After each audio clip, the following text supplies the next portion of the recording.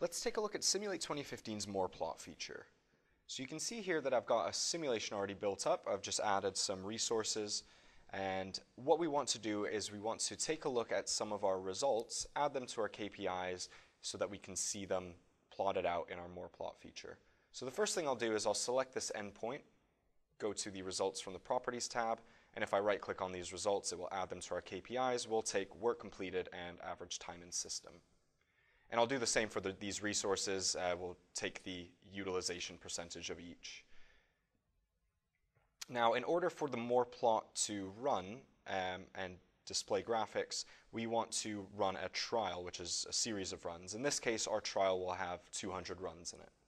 So we can go ahead and run a trial directly from our trial setup window, and we'll be presented with our results. So you can see that on the far right hand side there is a new column for risk, and it's got the graph of the More Plot. And of course this is nothing new. You have the average results there for each of your KPIs. You also have the lower 95 and upper 95% confidence interval of those averages. So let's take a look at the More Plot and see how it's using those results there. So the first thing to note is at the very bottom of the More Plot, it shows you what result we're looking at and the number of runs in that trial. We can also see our average result there, which matches up with our KPIs in the background window there. And we can see around that average, we can see the upper 95 and lower 95% confidence interval of that average value. We also have the 5th and 95th percentile of all the runs, which are denoted by those unlikely markings there. And finally, the bars themselves, those indicate the frequency of a certain result occurring in this trial.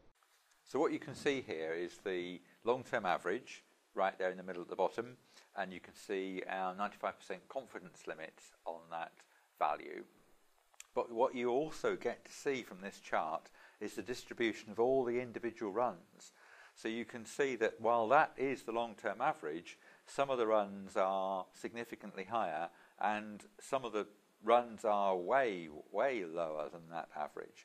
So individual weeks that are going to be run in this factory or this call center or whatever it is could be extremely variable compared with that average. So you've got the average, that's useful for decision making, but you've also got a measure of the variability, i.e. the risk, so that will help you in decision making too.